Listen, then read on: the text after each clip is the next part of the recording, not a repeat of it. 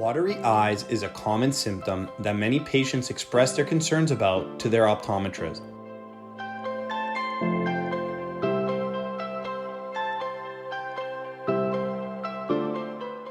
Generally, tearing is due to allergies, infections, and/or dry eyes, but it can arise from other ocular complications as well.